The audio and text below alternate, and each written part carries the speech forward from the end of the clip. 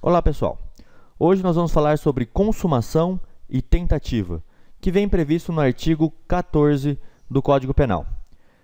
Nessa aula nós vamos tratar sobre o iter criminis e um pouquinho da consumação, tá? E entrar levemente na tentativa.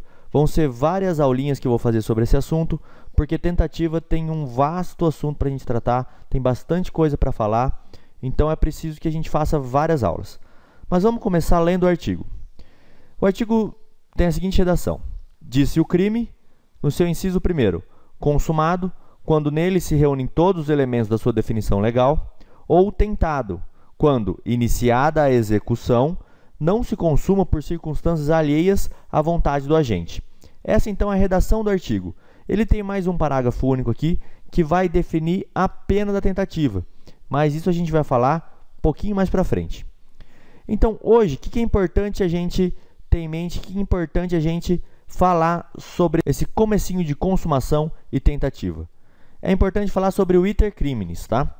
Essa palavrinha aqui, ó, iter criminis.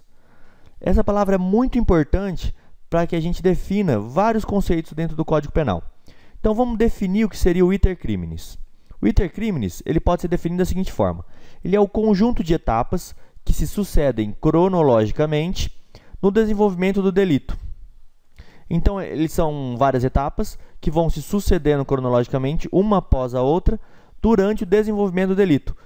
E o iter criminis, ele só existe, olha essa diquinha que legal, ó, nos crimes dolosos. Por que isso? Porque se eu tenho um crime culposo, eu não quero cometer o crime, eu cometo por alguma imprudência, negligência ou até uma imperícia. Então, eu não tenho como ter um conjunto de etapas que se sucedem cronologicamente no desenvolvimento do delito, porque eu não quero desenvolver aquele delito. Eu faço por uma atitude, por uma culpa minha, por algo que eu deveria ter prestado atenção e não prestei. Então, por isso que ele só vai existir nos crimes dolosos, tá? E qual é, então, o iter criminis? Quais são as etapas do iter criminis? Vamos lá. A primeira etapa do iter criminis, que eu posso trazer aqui para vocês, é a etapa da cogitação, também chamada de cogitatio. O que seria essa etapa da cogitação? Ela é a fase do iter criminis que se passa na mente do agente, tá? Vai passar dentro da cabeça do agente. É o que ele está imaginando fazer. Ou seja, pessoal, é onde o agente vai definir a infração penal que deseja praticar, antecipando mentalmente o resultado que ele vai buscar alcançar aqui. É quando ele vai pensar, é o pensamento dele: olha, eu vou fazer tal crime, vai ser em tal lugar, assim, assim, assado. Quando ele está pensando, quando ele está cogitando cometer o crime. É exatamente isso que a palavra quer dizer, é essa etapa aqui do iter criminis. A segunda etapa aqui do iter criminis, como eu disse, é uma sequência cronológica, então, este é ligado com este. Vamos imaginar que aqui tem uma linha, tá? E essa linha tem aqui o primeiro ponto, e ele vai passar aqui para o segundo ponto. Essa linha, então, ela vai dizer que a segunda etapa é a preparação. São os atos preparatórios. Aquilo que a gente vai fazer para preparar o crime. Uma vez que ele escolhe a infração penal que ele quer cometer, ele começa a preparar com o fim de obter o quê? O êxito na empreitada criminosa, de conseguir alcançar o objetivo dele. Então, ele seleciona os meios aptos a chegar ao resultado, ele procura o lugar mais apropriado, ele realiza alguns atos, enfim, ele prepara tudo para que ele possa efetivamente ingressar aonde? Na nossa terceira fase. Ele vai ingressar aqui na terceira fase, que é a execução. São os atos de execução propriamente ditos do crime. Isso tudo a gente vai passar com mais calma daqui a pouquinho. Então, depois de preparar tudo o que ele quer fazer, ele entra aqui na fase de execução do crime. Bom, então quando ele entra aqui nessa fase de execução, outras duas coisas podem acontecer. Ele está executando o crime e aí ele vai entrar na próxima fase, que a próxima fase é chamada de, a quarta etapa, de consumação, ou summatum opus. É a fase de consumação. Mas aqui, enquanto ele está na terceira etapa, o que pode acontecer com o crime? Ele pode entrar aqui na quarta etapa e consumar realmente o crime, ou ele pode também ter uma outra saída aqui, ó. Ele ficar na esfera da tentativa. Então, a nossa linhazinha aqui, ó, que está vindo aqui na terceira, ela não entra na quarta etapa se o crime for tentado. Ele vem, pega uma brecha e vai para a tentativa do crime. E aqui existe uma polêmica entre os doutrinadores, se existe ou não a quinta etapa, a etapa do exaurimento. É ou não uma etapa do intercrimes? Aqui tem uma discussão. Alguns entendem que o intercrimes teria a primeira etapa, cogitação, segunda, preparação, terceira, execução e quarta, consumação somente. E alguns entendem que ele ainda iria continuar aqui por uma quinta etapa, tá? De exaurimento do crime. Todos colocam o exaurimento, porém alguns dizem que o intercrime só vem até aqui. O exaurimento ele seria mais como uma consequência de alguns crimes. Alguns crimes vão chegar ao seu exaurimento. Então, essas são as etapas. Alguns consideram até a 4, outros falam que tem a quinta etapa aqui, que seria o exaurimento do crime. Mas o que é importante, então, depois de conhecer aqui essas etapas do crime? É o seguinte, nós podemos definir duas fases, a fase interna e a fase externa. Qual a diferença entre fase interna e fase externa do intercrimes? A fase interna, ela fica na cogitação. Ela pegaria só aqui a cogitação. E a fase externa começaria aqui dos atos de preparação e vai até a consumação do delito, ou, para quem entender, até o exaurimento. Então, a fase externa ela abrange a segunda, a terceira e a quarta etapa aqui do intercrimes. E a fase interna, a primeira etapa. Dessa divisão aqui de fase interna e fase externa, nós temos que passar agora para o conceito de consumação. Entender o que é a consumação.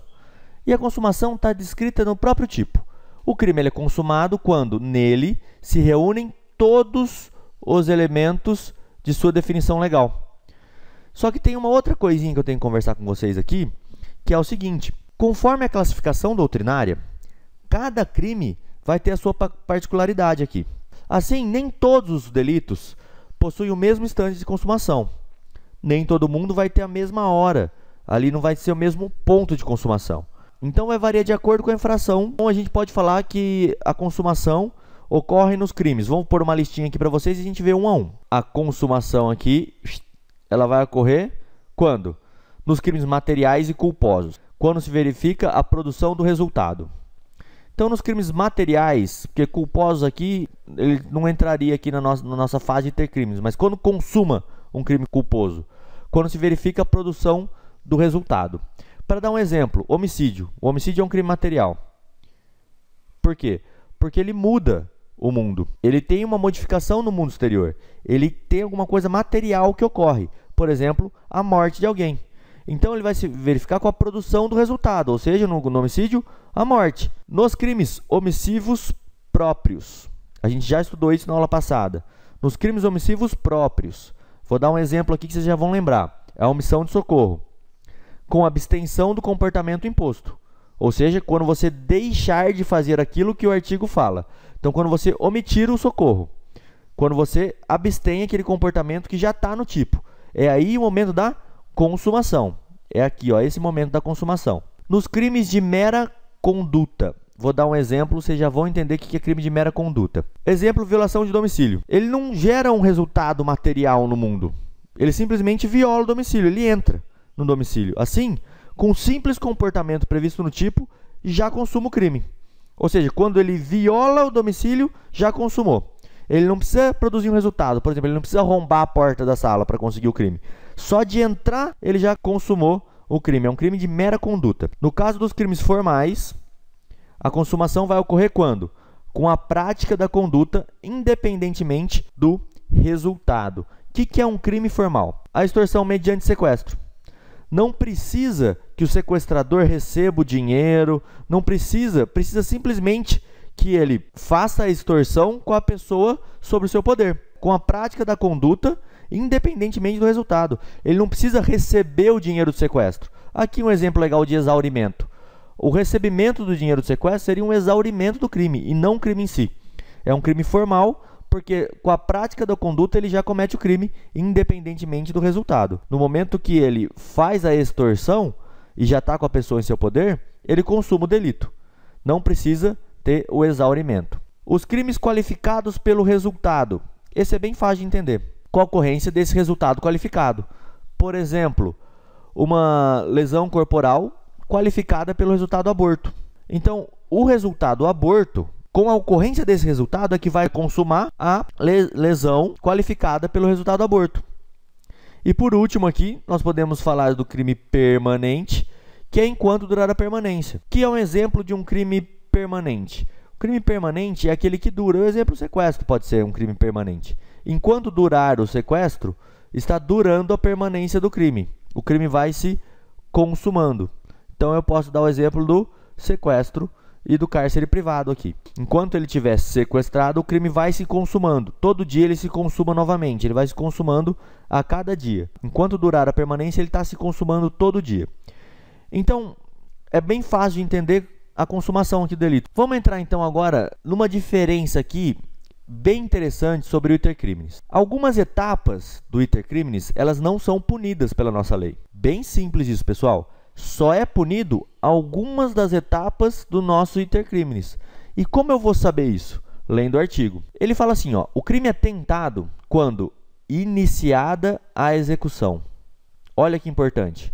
Não se consuma por circunstâncias alheias à vontade. Então, ou o crime ele é consumado, ele está nessa quarta etapa, ou, como eu falei para vocês, depois aqui dos atos de execução, ele não se consuma por circunstâncias alheias à vontade, ou seja, ele fica na esfera da tentativa. Então, ou ele é consumado ou ele é tentado.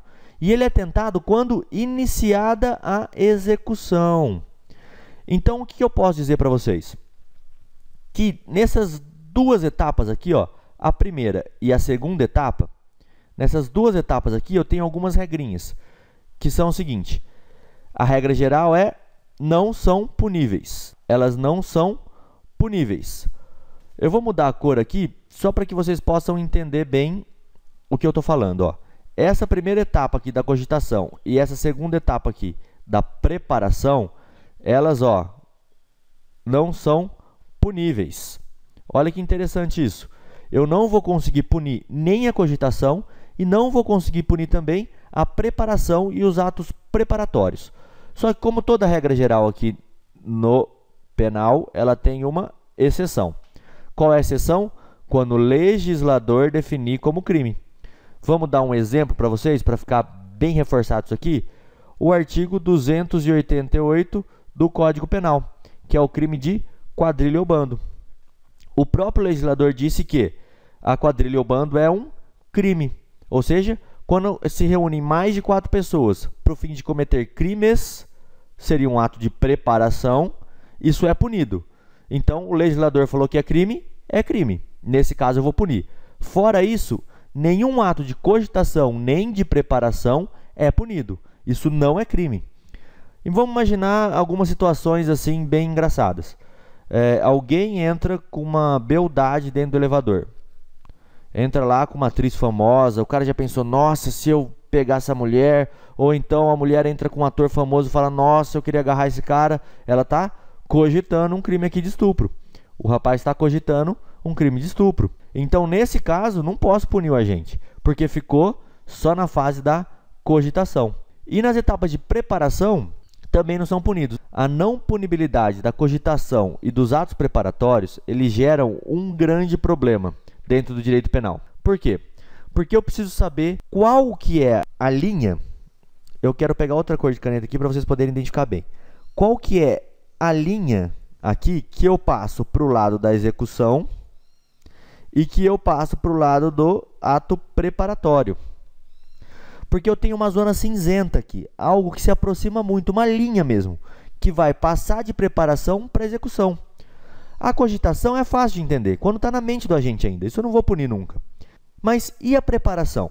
E os atos preparatórios, como eu vou punir? Imagina alguém que passa na frente de uma casa, escolhendo qual casa quer furtar, ele olha aquela casa, vê que não tem uma cerca elétrica e fala, essa casa que eu vou entrar.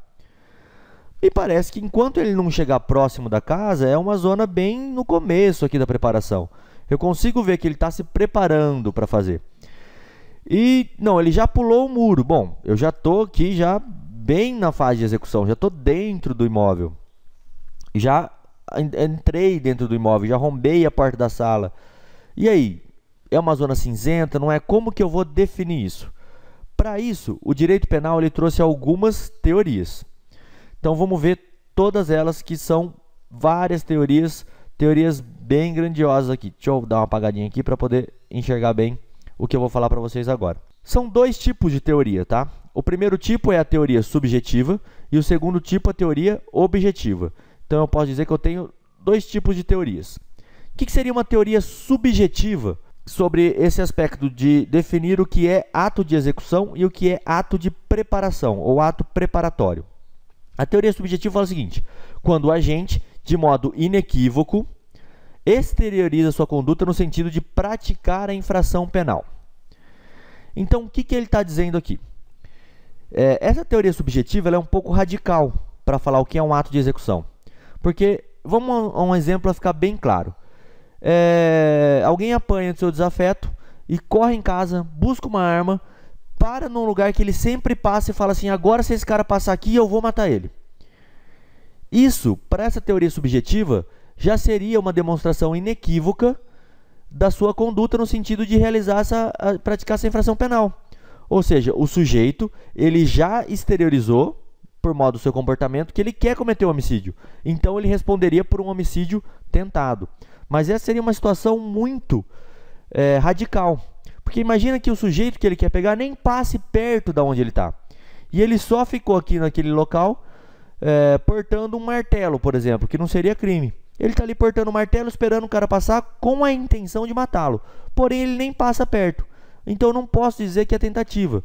Essa teoria subjetiva aqui, ela ficou um pouco para trás por conta desse radicalismo que poderia haver.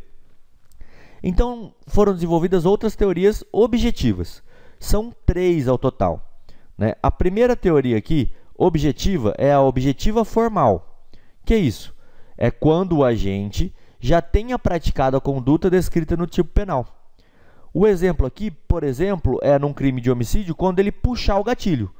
Ele puxou o gatilho, ele estaria cometendo o crime, pelo menos na sua forma tentada. Ele estaria passando da fase de preparação para a fase de execução, quando ele puxa o gatilho. Tá certo? Ou seja, quando ele já tenha praticado a conduta, matar alguém, ele puxou o gatilho. É bem tranquilo de entender essa teoria objetivo formal. Logo depois tem a teoria objetivo material. Ela é um complemento da primeira teoria. É um mais. Eu vou pegar essa primeira parte, ou seja, ato de execução é quando o agente já tenha praticado a conduta descrita no tipo penal ou tenha praticado algum ato imediatamente anterior ao início da conduta, de acordo com a visão de uma terceira pessoa alheia aos fatos. Pode parecer complicado, mas não é. Vamos entender bem isso aqui. O sujeito põe uma escada no muro da casa e começa a subir com um pé de cabra na mão. Pela teoria objetivo formal, o agente ainda não praticou a conduta descrita no tipo. Ele não subtraiu nada. Ele está apenas começando um ato preparatório para adentrar dentro da residência.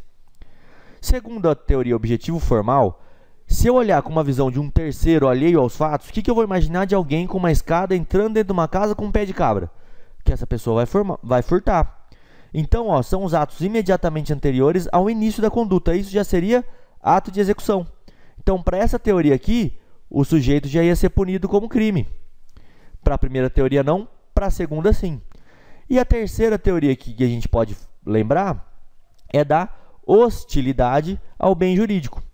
Ou seja, essa teoria prega que o ato de execução ocorre quando o bem é atacado. O bem é efetivamente e imediatamente atacado. Esse é o conceito visto por essa outra teoria chamada da hostilidade ao bem jurídico. O ato preparatório nessa teoria aqui, ele seria o quê? Ele é o que possibilita, mas não é ainda, sob o prisma objetivo, o ataque ao bem jurídico. Então, o ato preparatório seria só o que possibilita ocorrer, mas não o que efetiva e imediatamente ataca o bem jurídico. Bom, pessoal, por que existe essa confusão toda para falar dessas 3 teorias aqui? Por que tem toda essa discussão, essa confusão toda para saber isso? Porque olha a importância. Se eu entender que uma coisa é ato de preparação, o que eu falei para você? Ato de preparação não é punível, não é nem crime. Se eu entender que uma coisa é ato de execução, isso já é crime. E por conta dessa bagunça, dessa confusão que a doutrina faz, e até hoje a gente ainda não conseguiu uma teoria que colocasse um ponto final nisso, existem julgados das mais diversas formas. Um exemplo que eu posso dar para vocês aqui, ó. Existe um julgado que fala o seguinte: o simples fato de o apelante ter aberto o portão, ingressando no quintal e colocado o corpo para dentro da janela da moradia, não pode significar o começo da execução de um crime de furto, cujo núcleo de tipo é subtrair. É preciso um começo típico de execução para que haja um delito tentado. Então, esse juiz aqui, nessa decisão dele, isso é uma decisão real, ele entendeu o quê? Que o fato do cara entrar dentro da casa e colocar a cabeça na janela não configuraria furto. Poderia configurar no máximo uma violação de domicílio, mas não um crime de furto. Já um outro juiz, também em São Paulo, essas duas decisões, tá? Ele teve uma decisão completamente diferente por conta dessas teorias. Olha o que ele decidiu. O arrombamento constitui ato típico de início de execução da subtração patrimonial, de sorte a responder por furto tentado o agente que, após estourar a fechadura de um portão e de duas portas, acaba sendo preso em flagrante no jardim da casa da vítima, embora não houvesse penetrado no interior da residência. Então, são duas situações que eu acabei de ler para vocês, bem próximas, bem parecidas, de pessoas que adentraram a residência. Porém, um juiz, seguindo aqui uma teoria objetivo formal, diz que o quê? Que não é o início de um furto, e o outro, seguindo essa teoria objetivo material, diz que é um furto. Então, é uma coisa que vai ficar a critério do juiz. O que a gente precisa saber é que existem as teorias e saber explicar isso na hora de uma prova. Saber exatamente quando passa de um ato preparatório para um ato de execução. É óbvio que existem situações de segurança que ocorrem logo no comecinho aqui, ó.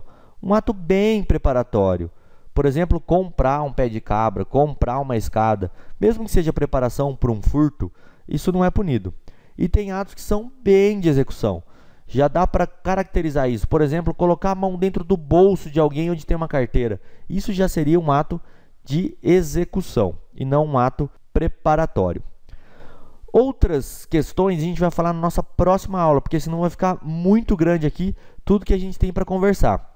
Eu vou deixar aqui no final mais 2 vídeos para vocês.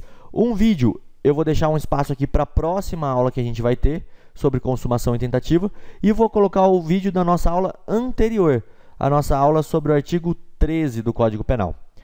Eu vou deixar um outro vídeo também aqui em cima para vocês, caso vocês queiram acessar, e 2 links.